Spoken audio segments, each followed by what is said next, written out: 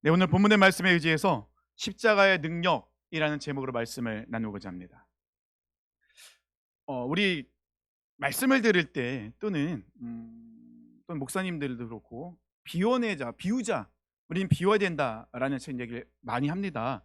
근데 비움이라는 이 단어, 우리가 이게 우리의 모든 것을 비워내야 된다라는 그렇게 하는 것이 기독교에서만 있지는 않아요.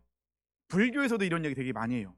제가 설교 준비하면서 좀 궁금해갖고 인터넷에 비움 쳐봤더니 다 스님이 뛰더라고요. 이렇게 그 설파라고 하나요? 스님들이 이렇게 뭐 이렇게 설교하는 것처럼 하는 게 다 비움이에요, 전부 다. 기독교는 조금 밑에 있더라고요. 그래서 불교에서는 비움을 굉장히 많이 강조해요. 그래서 세상을 속세라고 하잖아요.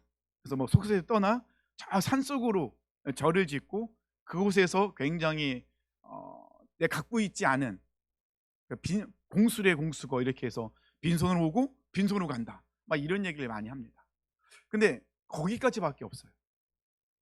석가모니도 그 보리수 밑에서 굉장히 이제 금식하면서 고행하면서 뭐 깨달았다고 하면서 이 세상의 모든 것들을 갖지 않고 뭐 빈손으로 간다 이렇게 이야기를 하긴 하지만 거기까지는 얘기하는데 비움으로도 딱 끝나버리고 그 다음 단계가 없더라고요. 제가 잘 몰라서 그러는지 몰라도 불교에서는 거기까지밖에 얘기 없습니다. 근데 그게 문제인 거예요. 비움으로 끝내면은 이게 안 되거든요. 왜냐하면 하나님께서는 우리를 창조하실 때, 사람을 창조하실 때요, 그냥 비어 있는 존재로 창조하지 않으셨습니다. 하나님께서 우리를 만드실 때 흙으로 하나님의 형상과 모양으로 우리를 빚으셨어요. 그리고 그 코에 하나님이 생기를 넣으셨어요. 그래서 생명이 됩니다. 하나님의 영이 우리 안에 들어옴을 인하여 우리는 살아있는 존재가 된다는 것이죠. 창세기 2장 7절 말씀 보니까요, 여호와 하나님이 땅의 흙으로 사람을 지으시고 생기를 그 코에 불어넣으시니 사람이 생명이 되니라. 우리가 살아있는 존재가 된 것은 하나님의 영이 우리 안에 들어왔기. 우리는 기본적으로 태생적으로 하나님이 창조하실 때부터 우리는 채워주셨어요. 무엇으로 채워주십니까? 하나님의 영으로 우리를 채워주셨다는 것입니다. 그러니까 동물과는 다릅니다. 그러니까 기독교는요, 비움으로 끝내지 않습니다. 기독교는 비우고 채워야 돼요. 비움으로 끝내버리면 안 돼요. 그래서 복음서에도 귀신 들린 사람 얘기가 나오잖아요. 귀신 들린 사람이 있는데 이 귀신이 쫓겨났어요. 귀신이 쫓겨났는데 이 귀신이 갈 데가 없는 거예요. 여기저기 머물다가 더 이상 머물 데가 없으니까는 자기가 있던 그 사람에게 왔는데 집은 깨끗이 청소되고 수리가 되었는데 뭐가 없어요? 주인이 없는 거예요. 그 말은 뭡니까? 그 사람에게 채워짐이 없는 거, 비어 있기만 하죠.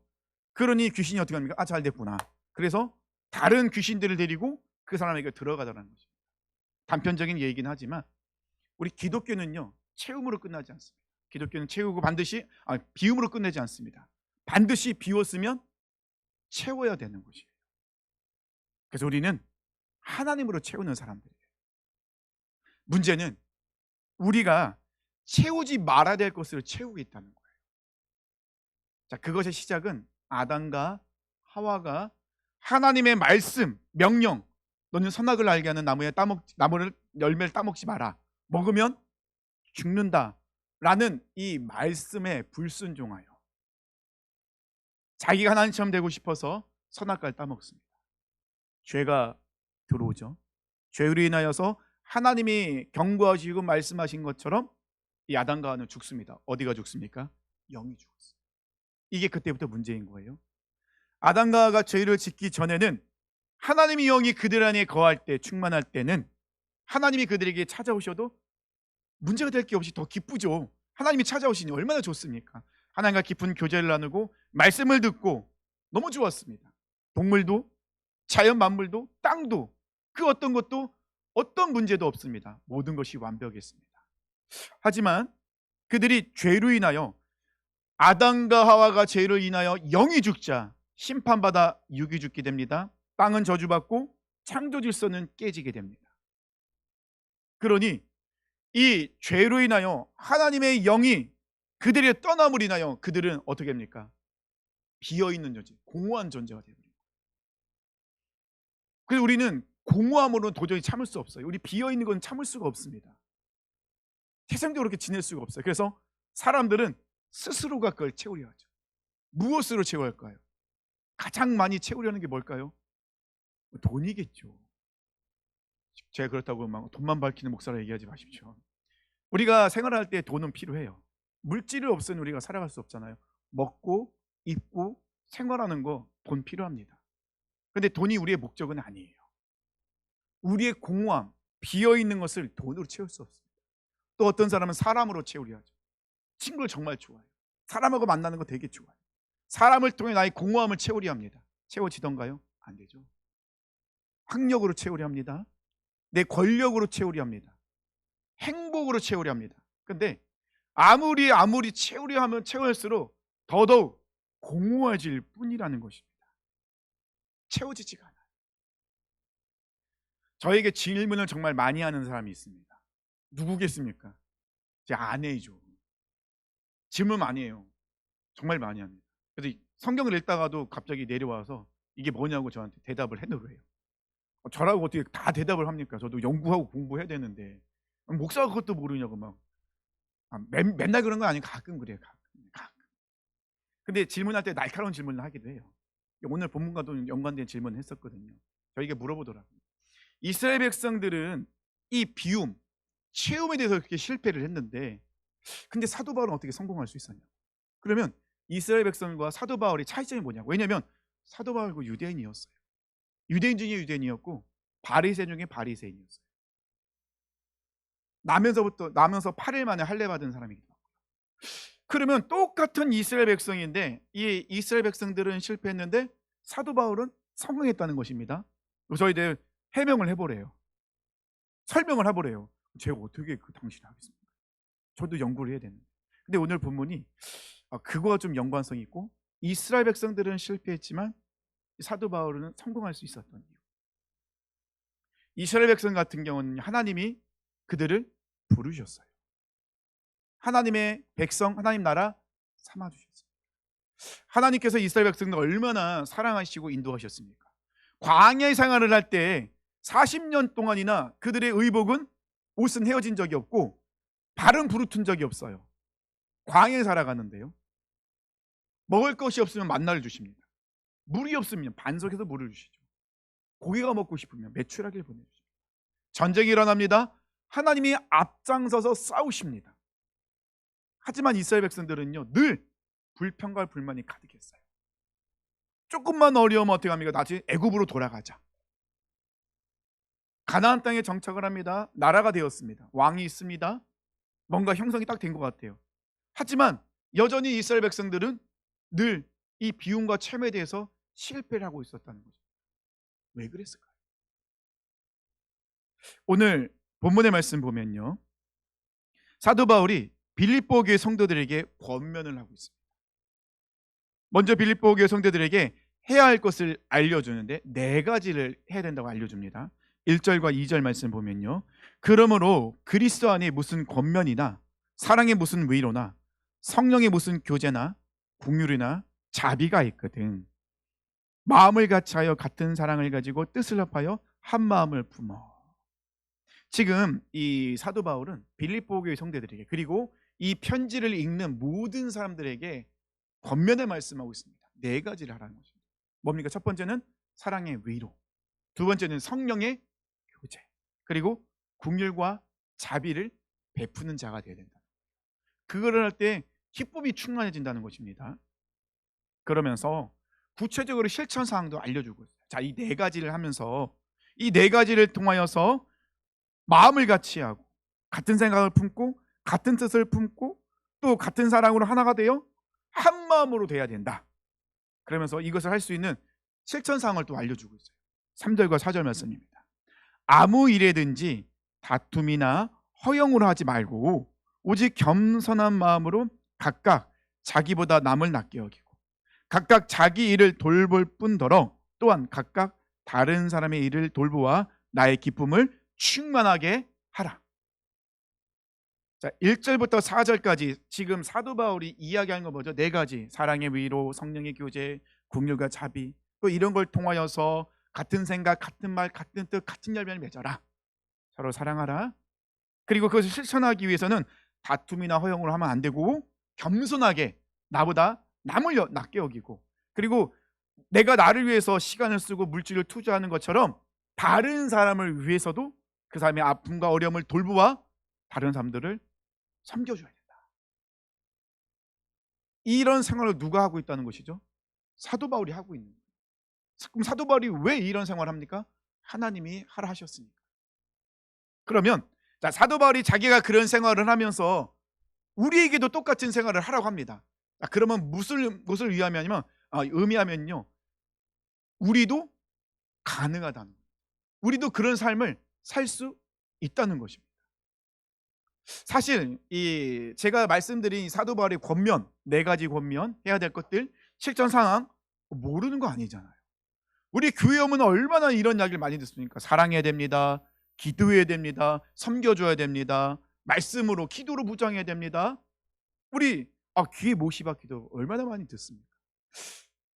근데 잘 안 돼요.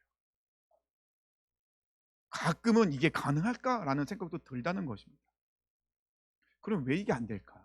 그럼 사도 바울은 어떻게 이게 가능했을까? 우리가 알아봐야겠죠.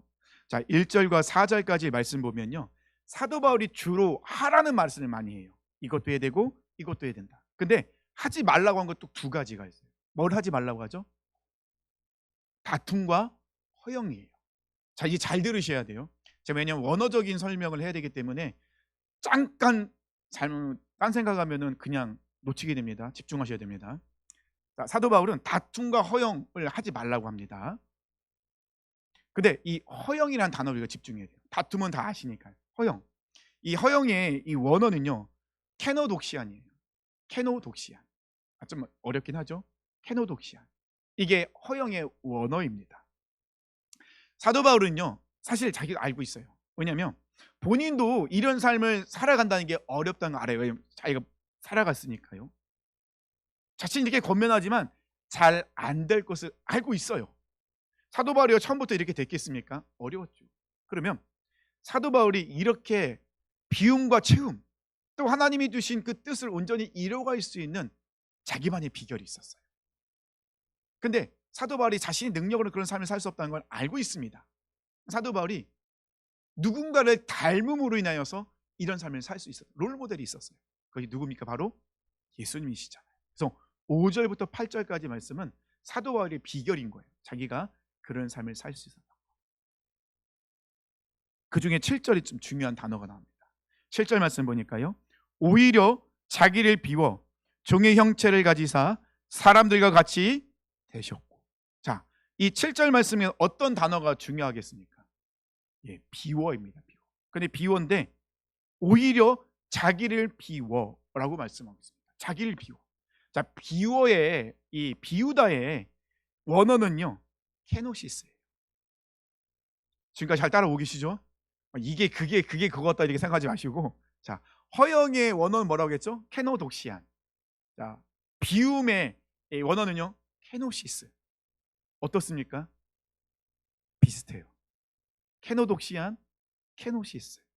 그럼 여기서 유추해 볼 수 있는 거 뭐죠? 어원이 같다는 거예요. 허영과 비움의 어원은 같아요. 어원은 케노스.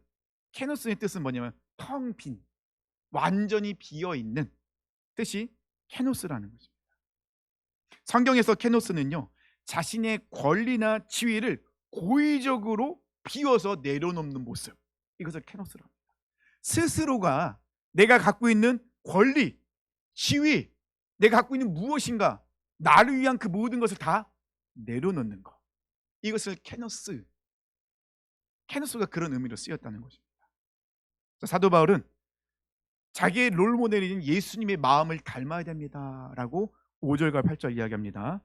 너희 안에 이 마음을 품으라. 곧 그리스도 예수의 마음이니. 자, 우리가 어떤 마음을 품어야 된다고요? 예수님의 마음을 품어야 된다는 것입니다. 그럼 예수님은 어떤 마음을 품고 계셨기에 우리가 그 마음을 품어야 되냐는 것이죠. 그는 근본 하나님의 본체시나 하나님과 동등됨을 취할 것으로 여기지 아니하시고. 자, 7절. 오히려 자기를 비워 종의 형체를 가지사 사람들과 같이 되셨고. 자, 그러면 이 6절과 이 7절의 말씀을 보면은 6절은 예수님이 어떤 분이셨다고요? 하나님이셨다는 거예요. 예수님은 하나님이셨어요. 하나님이셨다는 건 뭐죠? 전지전능하신 분이세요. 못할 게 전혀 없으시죠. 예수님은 하나님이시기 때문에 하늘의 그 보좌에 앉아 계신 하늘의 모든 영광이 다 누구 것이에요? 예수님 것이에요. 그런데 그 예수님이, 하나님이신 예수님이, 그 전지전능하신 예수님이, 하늘의 모든 권세와 능력을 다 갖고 계신 예수님이 스스로 동등됨을 취하지 여기지 않으셨대요. 그래서 어떻게 하셨다고요? 자기를 비우셨다는 겁니다. 사람의 모양으로 나타나사 자기를 낮추시고 죽기까지 복종하셨으니 곧 십자가에 죽으십니다. 그래서 이 5절부터 8절까지 말씀은요, 예수님은 어떤 분이셨는가를 말씀하고 있고, 그런 예수님이 어떻게 비우셨는지, 그럼 비움의 결과가 무엇인지, 이거를 6절, 7절, 8절 말씀하고 계시다는 거죠. 예수님은 창조주시죠. 근데 하늘의 모든 영광을 스스로 다 포기하셨어요. 다 내려놓으셨어요. 자기를 비우기 위해서 그 모든 것을 포기하셨다는 거죠. 근데 그냥 포기하신 걸 끝나지 않고 어떻게 합니까? 사람의 모양, 즉 우리는 연약하잖아요. 우리는 한계가 있습니다. 우리는요, 밥 안 먹으면 배고파요. 물을 안 마시면 목말라요. 잠을 안 자면 졸려요. 이 말은 뭐죠? 우리는 안 먹으면 살 수 없고 물을 안 먹으면 죽습니다. 우리는 잠을 안 자고는 살 수가 없어요. 왜? 잠자는 동안 우리가 회복이 되니까요. 그만큼 우리는 한계가 있어요. 어느 정도 우리가 힘을 쓰면은 힘이 빠져요. 무한한 힘과 능력과 이 모든 게 나타나지 않아요. 하지만 하나님은, 우리 예수님은요, 하나님이시기에 졸지도 않고 주무시지도 않아요. 우리 머리털도 다 세시는 바들, 그렇게 세밀하신 분이세요. 먹지도 않고 마시지도 않습니다. 아픈 것도 없으십니다. 조금도 부족함이 없으신 분이세요. 근데 그 하나님이신 예수님께서 우리와 똑같은 한계, 약점을 다 받아들이셨다. 그리고 7절 말씀하십니다. 종의 형체를 가지사. 예수님은 왕이시잖아요. 만왕의 왕이시잖아요. 지금도 자연 만물을 우리 예수님은 운행하고 계신 분이십니다. 이 모든 만물은 다 예수님의 것이에요. 그래서 모든 만물은 다 예수님께 무릎 꿇고 경배합니다. 그런데 그 예수님께서 스스로 어디까지 낮추셨다고요? 종의 형체를 가졌죠. 그리고 이 종의 형체를 가지신 분이 어떻게 합니까? 죽기까지 하나님의 말씀에 복종하셨다는 것입니다. 그러면 이 허영과 예수님의 비움은 너무 대비를 이루고 있다는 것입니다. 이스라엘 백성들의 모습은 어떻습니까? 아니, 뭐 이스라엘 백성들까지 멀리 갈 필요 없이 그냥 내 자신을 한번 바라봤으면 좋겠습니다. 우리는요, 우리 사랑하는 성도님들 어떤 모습으로 살고 계십니까? 진정으로 나는 비우고 있고 채우고 있는 삶을 살고 계십니까? 우리는 케노독시아, 허영에 빠져 있는 경우가 많아요. 허영이 왜 문제냐면요, 이 허영, 케노독시아는 두 단어가 합쳐진 단어예요. 케노, 그러니까 케노스라는 이 텅빈이라는 단어와 이 영광이라는 독사가 합쳐져 있어요. 그래서 케노독시아가 된 거예요. 그러면 그러니까 이 허영이라는 이 단어의 뜻은 무엇이냐면요, 그러니까 빈 곳에, 텅 비어 있는 곳에 무엇으로 채운다는 것이죠? 자기 영광으로 채우는 거예요. 이것이 허영이에요. 이것이 케노독시아입니다. 이스라엘 백성들은요, 자기 텅 비어 있는 것에 자기의 욕심, 자기의 영광으로 채우고 있었어요. 겉은 화려해 보이는데 화려하게 뭘 꾸미는 것 같아요. 막 하는 것 같은데 속은요, 텅 비어 있어요. 아무것도 채우지 못해요. 우리는 죄 때문에 채워져 있어야 될 것이 텅 비어 있어요. 근데 죄인인 우리는 그냥 그걸 내버려 두면 이 허영으로 가득 찬다는 겁니다. 내 욕심, 내 생각, 내 영광을 위해서 그것을 나도 모르게 채우는 모습이 나타났다는 것입니다. 누가 그랬다고요? 사도 바울이. 사도 바울이 자기가 허영으로 가득 차 있었대요. 아무리 사도 바울이 하나님 말씀을 암송하고 율법을 지키고 그렇게 살아가고 있었는데, 그런데 그것으로 무엇인가를 채우려는데 채워지지 않고 도리어 그 모든 모습을 통해서 허영으로 가득 차요. 그래서 예수님께서 이 이스라엘 백성을 향해서 뭐라고 말씀하십니까? 독사의 자식들아 라고도 얘기하시고, 또 뭐라고 하죠? 회칠한 무덤이라고 하죠. 회칠한 무덤, 겉은 깨끗해 보입니다. 하지만 속은요 더러운 것으로 가득 차 있어요. 아무리 화려함으로 내가 무엇인가, 내가 원하는 것들, 내가 하고 싶은 것들, 내가 드러나기 위해서 무엇인가 내가 막 채우는데, 채우면 채울수록 채워지는 것이 아니라 더 공허해질 뿐이에요. 더 심각한 건 뭔지 아십니까? 허영의 문제가 뭔지 아십니까?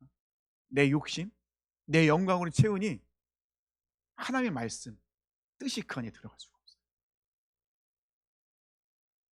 그 모든 걸 다 튕겨내고 있는 거예요. 하나님의 말씀으로 채우는 것이 우리 신앙의 본질이거든요. 근데 허영, 케노독시아는 뭐예요? 하나님의 말씀이 아니라 내 욕심과 내 영광으로 내가 원하는 것으로 나도 모르게 그 안에 채워나가고 있었던 거죠. 자, 이스라엘 백성들이 실패한 이유가 거기 있어요. 허영이었어요. 그럼 이스라엘 백성들의 허영의 모습이 뭘로, 단편적으로 어떤 모습으로 나타났을까요? 그들의 선민사상. 우리는 하나님께 부르심을 받은 그냥 당연히 구원받는 존재라는 이 선민주의 사상이 굉장히 강했잖아요. 그래서 사마리아인들과는 상종도 하지 않습니다. 밥도 같이 안 먹고 이야기도 않고 같이 같은 자리에 앉는 것도 굉장히 불결하게 생각했어요. 이방인들, 혼혈족. 나는 하나님의 백성, 구원받은 사람. 아주 허영으로 가득 차 있죠. 율법주의죠. 율법이 잘못됐다는 게 아니에요. 율법주의가 문제죠. 이스라엘 백성들은요 율법주의로 살았어요.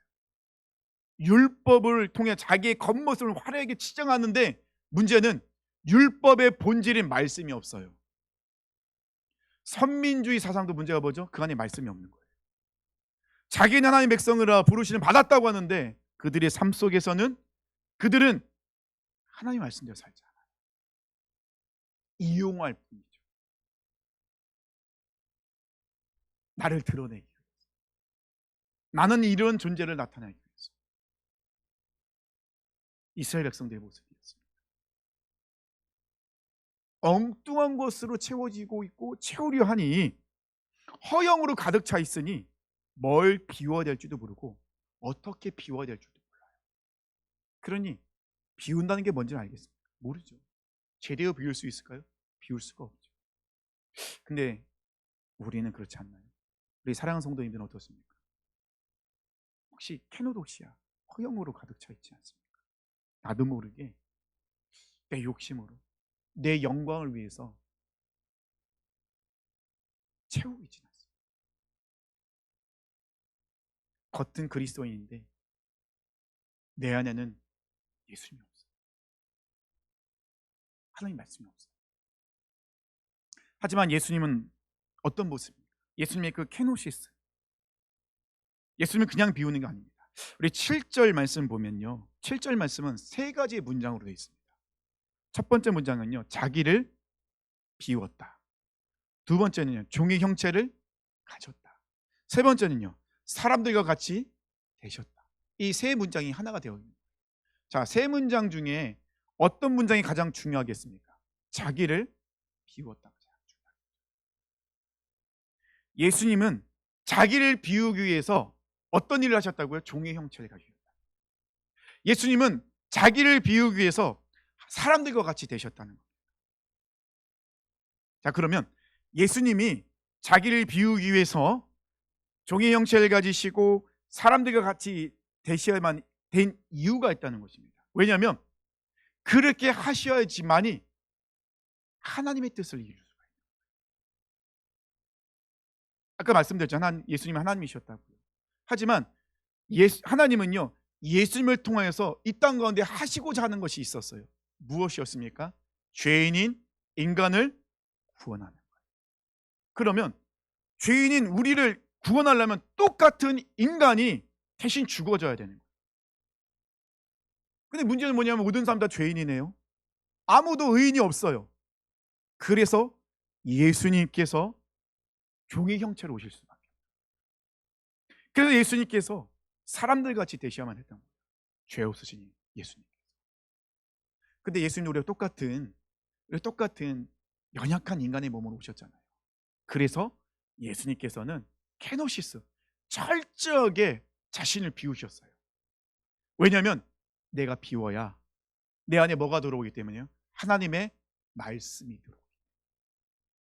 그래야 하나님의 말씀을 이룰 수 있기 때문에, 그래야 하나님의 뜻을 이룰 수 있기 때문에 예수님은 철저히 비우십니다. 근데 어디까지 비우십니까? 8절입니다. 사람의 모양으로 나타나사 자기를 낮추시고 죽기까지 복종하셨으니 곧 십자가에 죽으십니다. 예수님은요, 십자가에 죽기까지 자신을 비우셨습니다. 이게 케노시스. 허영과는 다르죠. 시작은 비슷하지만 완전히 다릅니다. 근데 이 케노시스는요, 비움으로 끝내지 않습니다. 예수님께서 십자가에 자신의 목숨까지 내려놓을 정도로 비우셨습니다. 하나님께서 9절 11절까지 역사하십니다. 이러므로 하나님이 그를 지극히 높여 모든 이름에 뛰어난 이름을 주사 하늘에 있는 자들과 땅에 있는 자들과 땅 아래에 있는 자들로 모든 무릎을 예수의 이름에 꿇게 하시고 모든 입으로 예수 그리스도를 주라 신하여 하나님 아버지께 영광을 돌리게 하셨습니다. 이 예수님의 케노시스는요, 나의 모든 것을 죽기까지 복종함으로 비운 것을 끝나는 것이 아니라 가득 채우는 걸 뜻합니다. 무엇을 채웁니까? 하나님으로 채우시죠. 예수님조차도 이 하나님의 말씀 뜻으로 채우기 위해서 철저하게 십자가에 죽기까지 복종하시고 비우셨어요. 자신의 영광과 능력과 힘과 이 모든 것을 철저하게 다 포기하시고, 이것이 바로 십자가의 신비이며 능력입니다. 고린도전서 1장 18절이죠. 십자가의 도가 멸망하는 자들에게는 미련한 것이요 구원을 받는 우리에게는 하나님의 능력이다. 사도 바울은요, 예수님을 깊게 경험하기 전에는, 십자가를 경험하기 전에는 허영으로 가득 차 있었죠. 그도 허영으로 가득 차 있던 삶이었습니다. 비우고자 하는데 무엇을 비워야 되는지 모르고 내 안에 허영으로 가득 차는 걸 몰랐었어요. 그런데 그 사도 바울이 예수님의 십자가를 경험하자, 예수님이 이렇게 비우셨구나. 예수님이 자신을 비우기 위해서 이렇게 종의 형체를 가지셨고 사람같이 되셨구나. 그리고 예수님은 죽기까지 자기를 비우셨구나. 왜요? 하나님의 뜻을, 말씀을 이루시기 위해서. 그러니 하나님이 예수님에게 채워주시더라고요. 내가 스스로 채울 수는 없어요. 하나님이 우리를 채워주셔요. 근데 내가 채우려면 내가 비워야 되잖아요. 허영신호가 가득 차 있으면 내가 뭘 비워야 되는지 모른다니까요. 내 안에 뭐가 차 있는지 모르는데 어떻게 비웁니까? 이스라엘 백성들에서 실패한 거예요. 그래서 선민주의 사상, 이 율법주의, 그저 허영으로 가득 차 있죠. 자기를 드러내고 자기를 나타내고 나는 이런 사람이라 외치고. 하지만 예수님은 그러지 않으셨죠. 사도 바울은 그 십자가 앞에서 자기의 비움이 무엇인지, 케노시스가 무엇인지를, 체험이 무엇인지를 깊게 경험했습니다. 그래서 사도 바울은 갈라디아서 2장 20절 고백합니다. 내가 그리스도와 함께 십자가에 못 박혔나니 그런즉 이제는 내가 사는 것이 아니요 내 안에 그리스도께서 사시는 것이라. 사도 바울이 이야기한 건 뭐죠? 내가 그리스도와 함께 십자가에 못 박혔더니 그때서야 자신의 모습이 보이기 시작합니다. 허영으로 가득 차요. 내가 지금 비운다고 얘기하고 있던 모든 것은 오로지 나를 위했던 것이었어요. 내 욕심, 내 영광을 위해서 채우고 있더라는 것입니다. 그런데 십자가에 나가서 십자가에 내가 예수님과 못 박히니 다 보이는 거예요. 내가 비유가 될 것이 이거였는데. 근데 비움으로 끝나지 않잖아요. 죽음으로 끝나지 않잖아요. 뭐라 하게 합니까? 오직 내 안에 그리스도께서 사신다. 그때서야 예수님이 내 안에 들어오시기 시작하니 그때서 내 안에 충만하게 채워지는 거예요. 그러니 사도 바울은 어떤 고난과 역경과 핍박 속에서도 그는 기뻐했어요. 평안이 가득했습니다. 왜냐하면 너무 가득 차 있습니다. 뭘로 차 있으니까? 예수로 충만하니까. 그러니 이 사도 바울은 늘 기쁨의 삶을 살 수밖에 없는 거죠. 그러면 십자가에 죽고 예수로 살았을 때 사도 바울의 그 모든 문제가 해결됐나요? 아니요. 사도 바울은 여전히 똑같이 고난당합니다. 똑같이 감옥에 있어요. 똑같이 죽을 날을 기다리고 있어요. 그래도 사도 바울은 두렵지 않습니다. 예수의 영으로 충만하니, 하나님으로 충만하니 그 어떤 두려움도 고통도 무섭지 않아요. 계속해서 이야기합니다. 이제 내가 육체 가운데 사는 것은 나를 사랑하사 나를 위하여 자기 자신을 버리신 하나님의 아들을 믿는 믿음 안에서 사는 것이라. 이스라엘 백성들이 실패한 이유와 사도 바울이 성공한 이유는 분명히 나타납니다. 허영, 케노독시아, 비움, 케노시스, 출발을 갔습니다. 하지만 그 안에 내가 있느냐, 예수님이 계시냐에 따라서 허영이 될 수도 있고 회복이 될 수도 있고. 사도 바울은 계속해서 빌립보서 3장에서 자신이 어떤 모습으로 살아가는지를 이야기하고 있습니다. 사도 바울이 이 비움에 그리고 체험에 성공할 수 있었던 것은요, 철저히 자기 육체를 자랑하지 않고 신뢰하지 않아요. 사도 바울은 로마 시민권자였습니다. 유대인 중에 유대인이었고 바리새인 중에 바리새인이었습니다. 일주일에 2번씩 금식하고 있고요, 11조 주머니와 구제헌금을 따로 차고 있습니다. 모세오경을 딸딸딸 외웁니다. 613가지의 율법을 지키는 자입니다. 그런데 이것은 아무것도 아니라는 거예요. 왜냐하면 그 안에 본질이 다 빠져 있어요. 그것으로 자기를 채우려는데, 아니, 본질이 빠져 있으니 채우면 채울수록 채워지지 않는 거죠. 그래서 사도 바울은 고백합니다. 내 육체, 내 모든 거 절대 자랑하지 않아. 그리고 허영에 빠져 있는 율법 주의에서도 벗어나요. 말씀이 없는 율법 아무 의미가 없다. 그걸 깨달았습니다. 그래서 예수를 아는 지식이 가장 중요하기 때문에 예수를 알아가는 데 방해되는 모든 것을 다 배설물로 여긴다라고 고백을 하고 있다는 것입니다. 바울은요, 십자가의 그 비움과 체험의 신비의 능력을 날마다 경험하고 나옵니다. 한 번의 사건이 아니냐는 것입니다.